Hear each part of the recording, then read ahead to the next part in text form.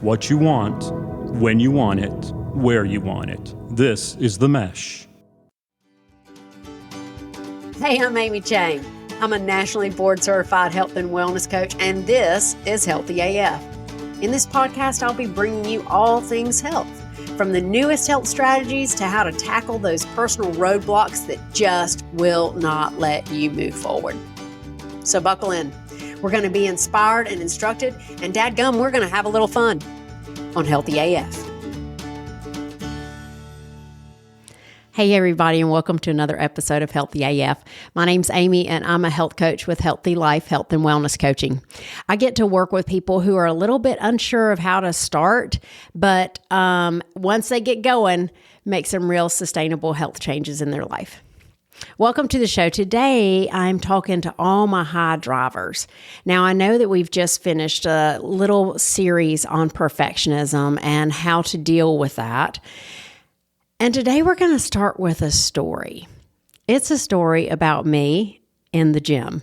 That's where all my life lessons come from. I was thinking about that this morning, and there's really something special that happens in the gym.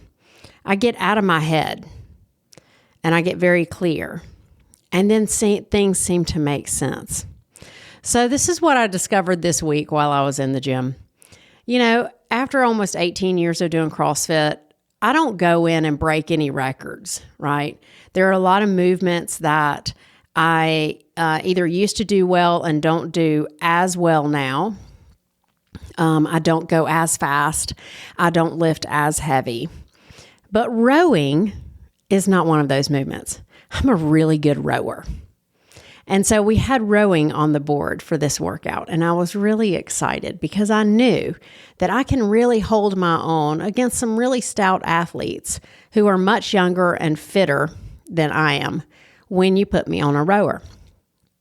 But we also had mixed in with that workout a dumbbell farmer's walk. Now, for those of you who don't know what that means you put a dumbbell in each hand. You hold your hands down like you're carrying suitcases by your side, and you walk with those dumbbells.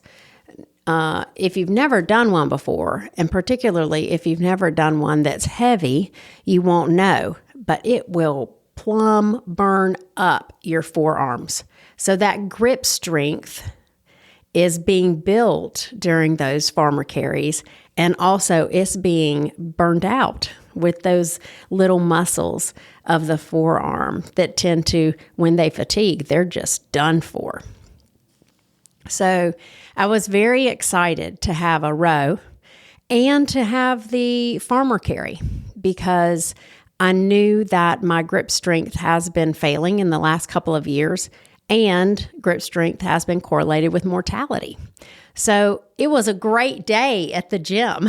I had the row that I'm good at and love, and I had a exercise that I wanted to work on because it's a weakness. So there in that 20 minutes of time, I had a lot of time to work on that weakness and also have a strength there as well. So we started the workout. First round, easy peasy, everything going smooth as silk. Second round, not quite as easy. Third round, had to really work holding on to those dumbbells. They were really getting heavy. And by the fourth round, I realized that when I finished my work on my weakness, the farmer carries, and I got back on the rower to grip the handle of the rower, all of a sudden I couldn't row. So I had to look to another strength, and I knew where it was. It was in my legs. So I just said to those sweet legs, I said, all right, legs, I'm going to need you to push extra hard on this rower because these arms aren't doing much right now. And that's how I finished my row. It was actually one of the strongest rows I had done in that 20-minute period. And I went on to finish that workout. And later when I was thinking about it, I was like, why don't I, in other areas of my life, when work on my weaknesses gets hard or I get fatigued, why am I not leaning into my known strengths? And that's what I wanted to share with you guys today.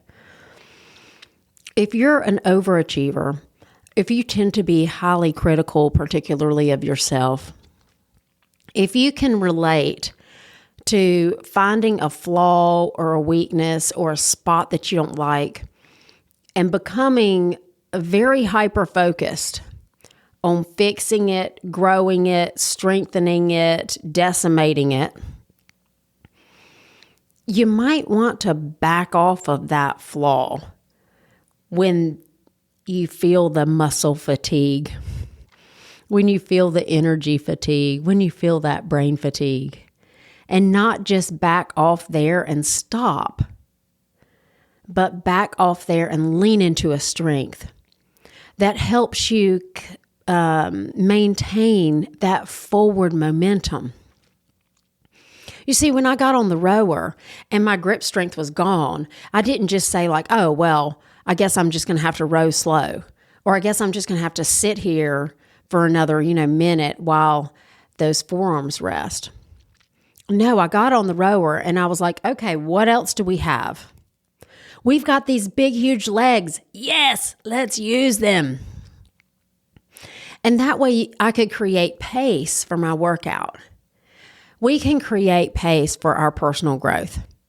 And it doesn't always look like hammering and picking and then stopping when it gets too hard or we need to rest. When you hit that pause, ask those questions to yourself. Wait, what strength do I have that I can lean into that keeps me moving forward while I let these fatigued weaknesses rest just a minute? That's all I have for you guys today. I hope that was helpful. Give yourself some grace. Understand you've got both those weaknesses and so many strengths. Don't forget about those. Keep inching forward. You've got this, and you're never alone. We'll see you next time on Healthy AF. Thank you so much for listening to this episode of the Healthy AF podcast. I hope that it has helped you create a new possibility for your health and sets you into action to go get it. If you want more information or if you want to connect with me, visit my website at myhealthylife.coach.